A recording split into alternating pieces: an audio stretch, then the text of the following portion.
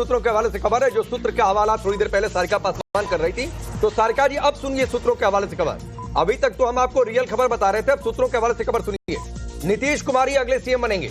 BJP high command भी इस बात पर सहमत है कि नतीजा जो भी आएगा, और पहले भी इस बात की चर्चा हो चुकी थी कि नीतीश बार बार चुकी है, बीजेपी के बड़े नेताओं की ओर से यह कहा गया था, आलाकमान की ओर से कहा गया था कि सीएम पोस्ट की कोई वैकेंसी नहीं है, और वैकेंसी नहीं है इसका मतलब नीतीश कुमार हैं, और मैंडेट मिला तो नीतीश कुमार ही बनेंगे।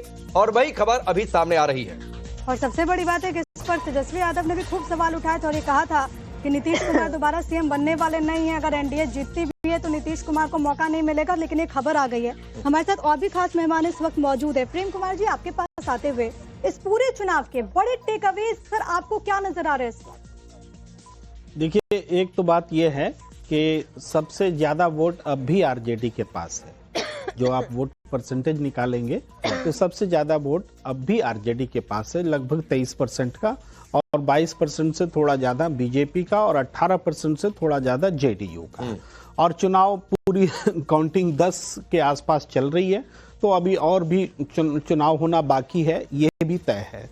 तो लेकिन जो हमारा अनुभव है, जिस हिसाब से संख्या दिख रही है, हमें नहीं लगता कि अब ये बहुत ज्यादा इस रूप में पलटेगी कि सरकार दूसरे की बनेगी। सरकार एनडीए की ही बनती दिख रही है, ये हम अपने अनुभव से बोल रहे हैं। प्रेम कुमार जी, मैं थोड़ा सा इंटरप्ट कर रहा हूँ, ये बात जरा सारिका पासवान को समझा दीजिए। सारिका जी हैं साथ में, आप तो अधिकतर समय उनके मतलब की बात कर लेते हैं, कई बार मैं आपसे असहमत हो जाता हूं, तो जरा समझा दीजिए कि कम से कम ये अनुभव तो कहता है कि ये इतना नहीं उलट पलट हो जाएगा कि वो 198 से 100 के नीचे चले आएंगे, ये 39 से 139 पर चले जाएंगे। देखिए, राजनीतिक दल जब तक के एक ऐसे पोजीशन पर न पहुंच जाए कि उनको हार मान लेनी चाहिए, तब तक वो हार नहीं मानेंगे, और उनकी उम्मीद अभी बनी हुई है, वो बात है। लेकिन हम तो राजनीतिक दल नहीं है, तो हम एक अपने अनुभव से कहते हैं कि जिस तरह की लीड बन चुकी है, ये उस हिसाब से अब नहीं पलटेगी। लेकिन उसमें टेक अवेज की बात थी, तो टेक अवेज है कि आज भी आरजेडी को सबसे ज्यादा वोट है।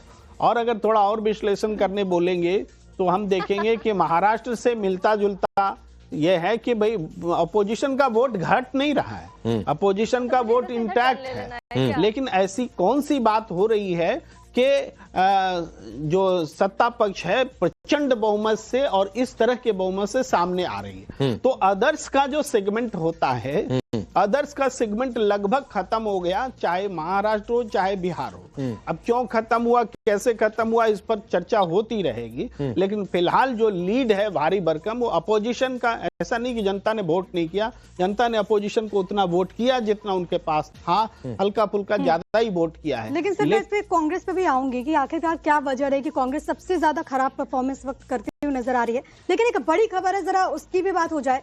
सबसे ज्यादा चर्चा मोकामा सीट की भी हुई, और खबर ये है कि जेडीयू प्रत्याशी अनंत सिंह, जो कि इस वक्त जेल में बंद है, उनको बड़ी बढ़त यहाँ पर मिल रही है। 23,000 वोट से अनंत सिंह आगे चल रहे हैं, और मोकामा को लेकर बहुत ज्यादा चर्चाएं हुई। पूरे बिहार चुनाव में अगर एक सीट की सबसे ज्यादा चर्चा, तो वो मोकामा की चर्चा। अनंत सिंह बनाम सूरजभान की लड़ाई में कौन जीतेगा, और बीच में बहुत सारे मोड़ भी आए, लेकिन देखिए अनंत सिंह आगे चल रहे हैं। अब एक सोनम पासवान से भी सवाल कर लेते हैं। सोनम पासवान, मान लिया जाए जो समीकरण थे पिछली बार की तुलना में, चिराग पासवान साथ आए, सबको फायदा है, गठबंधन इंटैक्ट रहा, तो आप देखिए कितनी बड़ी जीत मिल गई। बिल्कुल, ये हमारे नेता के प्रयासों का नतीजा है, और हमारी पांचों घटक दल की मजबूती का परिणाम है कि आज बिहार की तमाम जनता हमारे एनडीए के सपोर्ट में है। और खासतौर से महिलाओं ने जिस प्रकार से अपना वोट रेशियो बढ़ाया है, क्योंकि एक दौर हुआ करता था कि महिलाएं वोट देना भी लाजिमी नहीं समझती थी, क्योंकि उनको लगता था कि मेरा वोट देना या ना देना बराबर है। तो ऐसी स्थिति अब तो कम से कम नहीं है। महिलाएं जिस प्रकार से आगे बढ़ी हैं तमाम क्षेत्र में, और हमारी जो डबल इंजन की सरकार उनको जो सुविधाएं दी हैं, जो योजनाएं दी हैं, उनका लाभ लेकर के जिस प्रकार से आज युवा या महिलाएं आगे बढ़ रहे हैं, बिहार में अपना नाम कमा रहे हैं, और जो भी पलायन को रोकने के लिए या फिर जो भी परियोजनाओं के द्वारा बिहार को विकसित बनाने के लिए जो हमारे नरेंद्र मोदी जी या हमारे मुख्यमंत्री जी या हमारे राष्ट्रीय अध्यक्ष चिराग पासवान जी ने निरंतर अलग अलग सभाओं से, अलग अलग जगहों से जिस प्रकार से लोगों का मनोबल बढ़ाया, लोगों के लिए काम किया है, उसी का नतीजा है कि आज एनडीए के सपोर्ट में देखिए इस तरह से वोट का रेशियो बढ़ाकर हमारी सरकार बनने जा रही है। क्या रहने वाली है, क्योंकि मुझे याद है कि खूब जब सभाएं वो कर रहे थे तो आवाजें उठ रही थी कि सीएम फेस के चेहरे के तौर पर वो भी सामने आए। बहुत लोगों ने ये भी कहा कि बहनोई भी ये कह रहे थे, जो सांसद है उन्होंने, अरुण भारती ने भी बात कही थी कि वो चाहते हैं कि बिहार की राजनीति करे चिराग पासवान। लेकिन पटना में तो पोस्टर लग रहे हैं कि हमारे बिहार में 21 स्टार नीतीश कुमार। जी देखिए, ये जनता और बिहार में जो भी हमारी पार्टी के कार्यकर्ता हैं, उनकी मनोभावनाएं थी जो व्यक्त होकर इस तरह से आ रही थी, क्योंकि हमारे नेता युवा हैं और उनमें सारी काबिलियत जो एक सीएम के अंदर होती है वो कूट कूट के भरी हुई है। और कोई भी चाहेगा कि बिहार में एक युवा अपने तरीके से काम करे। चूंकि देखिए, हमारे गार्जियन माननीय मुख्यमंत्री नीतीश कुमार जी हैं और जिस प्रकार से उन्होंने महिलाओं के लिए खास तौर से जो काम किया है, उनकी छत्र छाया में हमारे राष्ट्रीय अध्यक्ष चिराग पासवान जी रह रहे हैं। और जैसे ही हम लोगों को लगेगा कि हाँ, अभी चूंकि हमारे नेता जो हैं चिराग पासवान जी 2030 के लिए हम लोग तैयारी करेंगे, क्योंकि अभी हम लोग बहुत अच्छे से डबल इंजन की सरकार को चला रहे हैं। जिस भी दिन हमारी पांचों घटक दल की मंजूरी होगी, हमारे नेता मुख्यमंत्री बनेंगे। ठीक है, अब सारिका पासवान आपके पास आता हूं। आप कह रही थी ना कितने दौर की वोटिंग हो गई, कितने दौर की काउंटिंग हो गई। तो दो बातें हैं, क्रिकेट मैच जब होता है ना तो शुरू से रन रेट बनाकर रखना पड़ता है।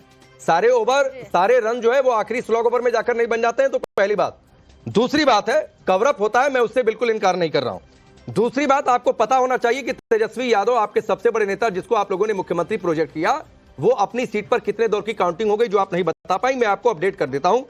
अभी तक जो आधिकारिक इलेक्शन कमीशन का है, हम अपने नहीं अपडेट कर रहे हैं, इलेक्शन कमीशन में 11 दौर की काउंटिंग हो गई है और अब उनका जो गैप है वो बढ़ता जा रहा है। अब 4829 वोट से तेजस्वी यादव पीछे हो गए हैं और ये आंकड़ा कम होने की बजाय बढ़ता जा रहा है। पहली बात। दूसरी बात, अब एक तस्वीर आपको दिखाता हूं। ये तस्वीर देखिए, अभी का पोस्ट है सोशल मीडिया पर, जेडीयू ने पोस्ट किया है और उसमें लिखा है, जीता है महिलाओं का विश्वास, जीता है बिहार। अब एक और आंकड़ा देता हूं और पता नहीं आप कितना सुन रही होंगी, थोड़ा ध्यान से सुनिएगा। 2005 तक के चुनावों में 2000 में 17.4% कम महिलाओं ने माइनस में वोट किया पुरुषों की तुलना में। 2005 में 2.4% कम वोट किया। 2010 से यह आंकड़ा बढ़ता चला गया, +3.4, +7.2, +5.2 और इस बार 2025 के चुनाव में +8.8, करीब करीब 9%।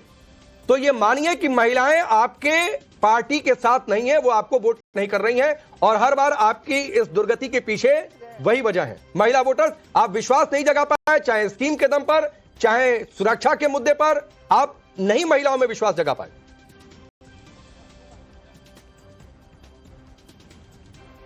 हाँ, चलिए, मैं बड़ी संयम के साथ मैं आपकी बातों को सुन रही थी और मैं चाहूंगी कि बिना इंटरप्शन के मुझे भी 1 मिनट एटलीस्ट दिया जाए।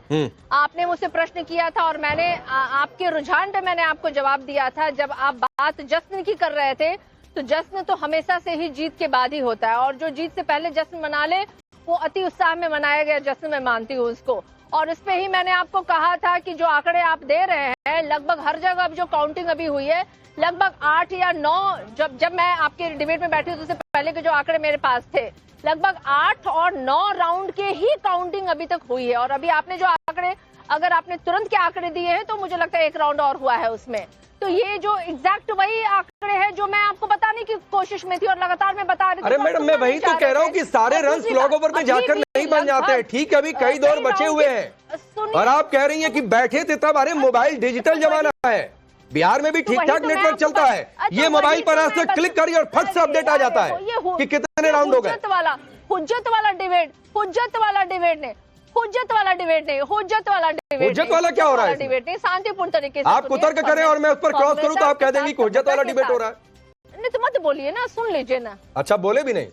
चलिए, अरे चलिए आज आप लोग पिछड़ रहे हैं तो आपकी इतनी बात मान लेते, नहीं बोलते, चुप रहते हैं। चलिए बोलिए। हिम्मत मैं आपसे हुज्जत करूं मैं?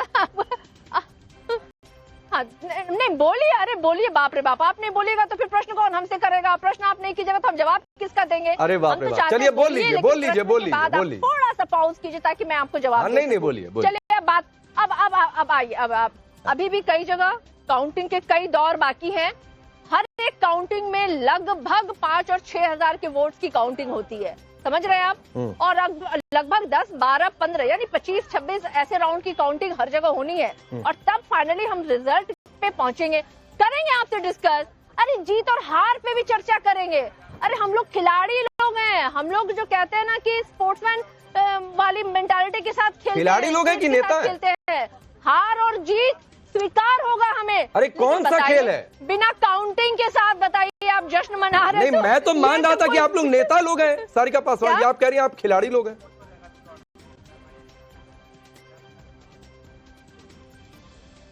गजब बात करते हैं आप। यही हम कहते हैं, यहीं पे आप लोग थोड़े डिरेल हो जाते हैं। डिरेल हो गए, जरूरत है। मतलब यहाँ पॉलिटिक्स की बातचीत हो रही है, आप इसमें खेल घुसा रही, खिलाड़ी हो रही है। मुझे लग रहा है कि मैं नेताओं और पत्रकारों से बातचीत कर रहा हूँ, मुझे नहीं पता था कि मैं खिलाड़ी से बातचीत कर रहा हूँ। नहीं, आपने क्या बोला? आपने क्या बोला?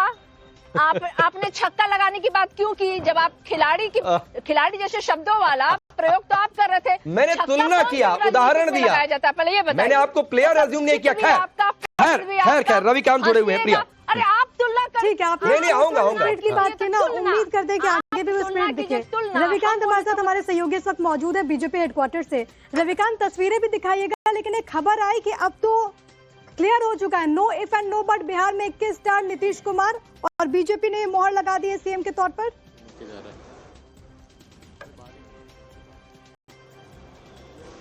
देखिए, प्रधानमंत्री लगभग 6:30 से 7 के बीच में बीजेपी मुख्यालय आ सकते हैं, इस बात की जानकारी जो है हमें दी गई है। लेकिन अब से कुछ ही देर पहले भारतीय जनता पार्टी के एक बड़े नेता की जेडीयू में बातचीत हुई है और ये क्लियर किया गया है कि कहीं कोई कंफ्यूजन ना रहे कि जो एनडीए प्रचंड बहुमत के साथ जीत रहा है तो जीतने के बाद मुख्यमंत्री कौन होगा या नहीं होगा, इस पर कोई अटकलें लगाने की जरूरत नहीं है। बीजेपी आलाकमान ने इन प्रिंसिपल इस बात की सहमति दी है कि नीतीश कुमार के चेहरे को आगे करके चुनाव लड़ा गया था और प्रधानमंत्री नरेंद्र मोदी और नीतीश कुमार की जोड़ी थी, इसलिए जो मुख्यमंत्री होंगे वो नीतीश कुमार ही होंगे। ये बीजेपी की तरफ से भी साफ कर दिया गया है, इस पर कोई कंफ्यूजन नहीं है। रही बात जश्न की, तो तैयारियां की जा रही हैं, लेकिन अभी कितने बजे प्रधानमंत्री आएंगे इसको लेकर थोड़ा सा अभी विचार चल रहा है कि कब कैसे प्रधानमंत्री यहां पर आएंगे और प्रोग्राम इस मुख्यालय में होगा या बीजेपी ऑफिस का एक एक्सटेंशन पार्ट है वहां पर होगा। तो ये तैयारियां जो है वो पूरी बीजेपी ऑफिस में चल रही हैं प्रधानमंत्री के वेलकम की, क्योंकि बीजेपी ये मान के चल रही है कि ये ऐसा चुनाव है जिसमें कहीं भी कोई हिंसा नहीं हुई है, किसी भी प्रकार की कोई गड़बड़ी नहीं हुई, ये साफ तौर पर डेवलपमेंट। रविकांत, दो बातें हैं। एक तो आप भी बिहार चुनाव में पहुंचे हुए थे, मैं भी पहुंचा हुआ था, प्रिया भी गई हुई थी। क्या आपको ये लगा था कि इस तरीके का नतीजा इतना आएगा कि 200 के पार? अभी तो देखिए एनडीए का आंकड़ा 202 के पार, पहली बात। दूसरी बात है, अपने इंटरव्यू में अमित शाह ने कहा था 160 के पार। प्रधानमंत्री मोदी भी जब बिहार पहुंचे थे तो उन्होंने कहा था सबसे बड़ी जीत होगी। तो जाहिर सी बात है जब आज प्रधानमंत्री मोदी पहुंचेंगे बीजेपी हेडक्वार्टर और वहां से संबोधित करेंगे तो इस बात का जिक्र मिलेगा इतनी बड़ी जीत का।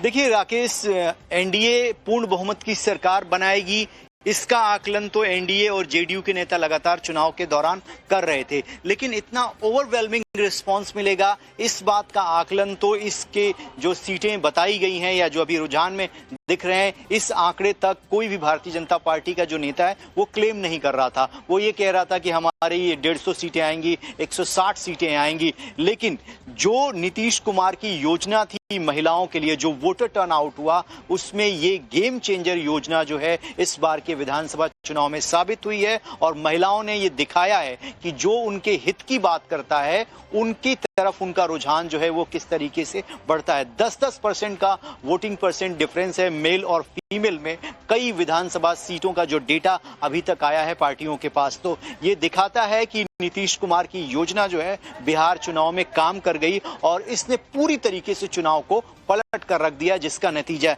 यही है कि एनडीए जो है 200 के आंकड़े को फिलहाल टच करता हुआ दिखाई दे रहा है। प्रिया, बिल्कुल 200 के आंकड़े को टच करता हुआ नजर आ रहा है। सबसे बड़ी बात है कि अगर पिछले चुनाव से भी कंपेयर करें तो 60 से ज्यादा सीटें मिल रही हैं, एनडीए को फायदा हो रहा है और जेडीयू को तो बढ़त मिल रही है 40 प्लस की, क्योंकि इससे पहले तो 45 के आसपास सीटें थी। लेकिन इस बार अगर जो आंकड़े बताते हैं वो ये बताते हैं कि 83 पे इस वक्त जनता दल यूनाइटेड है। लेकिन रविकांत, सबसे बड़ी बात है कि अब चलो भारतीय जनता पार्टी को लेकर के कहा जाता है कि वो हमेशा इलेक्शन मोड में होती है, बिहार के बाद बंगाल और उसके बाद यूपी, कितना असर?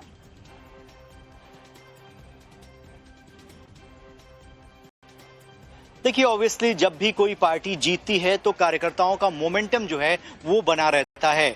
और देखिए, बंगाल के चुनाव में थोड़ा वक्त है, लेकिन अभी से वहां की मुख्यमंत्री जो है ममता बनर्जी, वो ये कह रही हैं कि वो SIR को इम्प्लीमेंट नहीं होने देंगी। और देखिए, जिस तरीके से SIR किया गया बिहार में, उसको लेकर वोट चोरी, वोट काटना, हमारे लोगों का नाम कट गया, इस तरीके का पूरा माहौल कैंपेन जो है विपक्ष ने तैयार किया और वोट अधिकार यात्रा निकाली गई।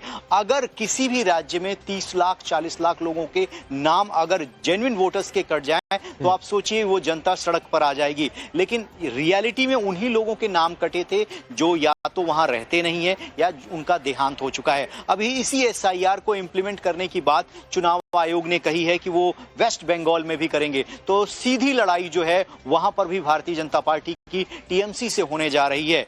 और वहां पर आप देखिए जो जिस तरीके का ट्रेंड रहा है, लंबे समय से ममता बनर्जी वहां पर राज्य में शासन कर रही हैं, तो थोड़ी हिंसक वारदातें भी वहां पर होती हैं चुनाव के दौरान। लेकिन बीजेपी ये कह रही है